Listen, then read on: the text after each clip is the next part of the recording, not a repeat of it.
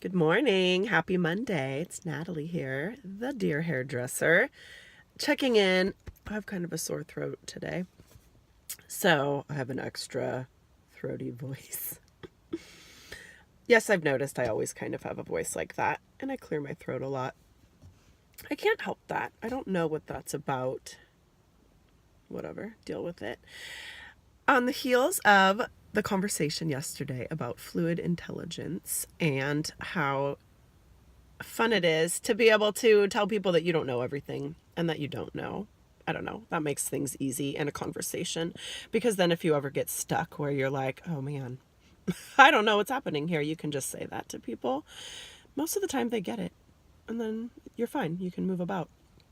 Anyways, I wanted to add to that this new layer of that, which is anytime you're having a conversation with someone, or you see someone in your world and you don't understand them, or you don't understand what they're doing, or you're not seeing eye to eye, conflict, right? Conflict, differences. They're everywhere. We're not all the same. And how boring if we were all the same. If we all looked the same, if we talked the same, not the right world. Like, diversity is beautiful. It's perfect. Look at nature. If every tree looked the same, every leaf, every flower, boring. Boring. It wouldn't even go. You couldn't even picture it. Anyways, this thought was that instead of assuming, like, oh, I don't understand what that person's thinking, there must be something wrong with them, turn that around on you.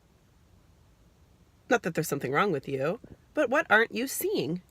What are you not understanding? One of my favorite books that I think really did kind of shift the way that I see things and help me understand the importance of finding personal values and making sure you understand yourself so that you can present yourself to the world and work within the community. And that is Stephen Covey's The 7 Habits of Highly Effective People. It's a really great book. I highly recommend that. But one of the things he says in there, seek first to understand and then be understood. And what that means is, if you are talking to someone or you're in a situation and you're the one that isn't seeing it clearly, if your first go-to instinct is, well, this person must be stupid, or, well, this person's obviously wrong, or they're not meant to be on earth, or they're worse than me or lower or whatever, maybe you don't understand the situation that's going on. I mean, who are you to think that you're the one that has it right? Let's employ some fluid intelligence here and just imagine that in the grand scheme of everything, we're all right. We're all right. We're all meant to be here. All the things are meant to be here, Like, there's some bugs out in the world I'm not a fan of. Spiders creep me out. I know they're meant to be here. I see them, just let them do their thing. Not a big deal, I don't need to understand them to understand that they're meant to be here.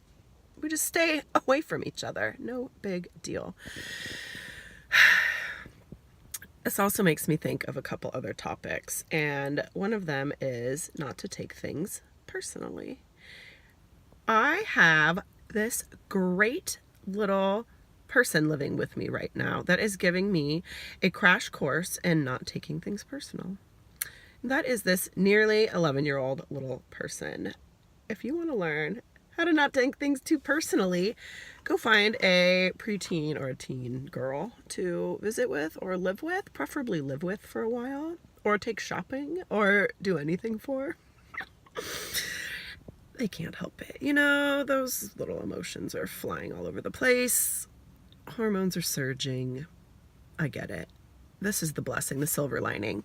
Thank God I'm kind of getting my stuff together right now so that when my sweet little 11-year-old is flying off the handle at me, I can just not take it personally. I'm trying. I can't do that all the time. If you have one of those at home, then you understand how that feels. Anyways, I hope this video made sense. These are all things that I'm working on too. They're just ideas that I think about. And today when I went to get my coffee, the guy made it wrong. It was a little annoying. but he couldn't hear me, you know? And he told me too, when I was like, oh, this isn't what I ordered. He goes, I'm sorry, I'm kind of deaf in one ear. I couldn't hear you very well. And then I kind of look at the situation a little more clearly, and I can see that he also kind of messed up the other guy's order, and he's working alone. And there's a bunch of people waiting. And I just took the time to sit back and think, wow, I'm really glad I'm not in a hurry right now, because in my world, that's something that would probably make it hard for me to see what other people are going through. But I wasn't, and I was sitting back, and I thought, that person is trying as hard as they can right now, and I'm so glad I didn't take that personal, and I just had time to sit back and look and think, wow, I'm going to really be gracious that they even took the time to remake my coffee, and I'm glad I understand that they didn't hear me very well, and that's why they made it wrong. You know, it's not like he was trying to make my coffee wrong or ruin my day or get behind at work or whatever, you know. Is understand the situation. Okay, hope you have a super, super great day. Yeah, that's my plan. So I'll check in with you later.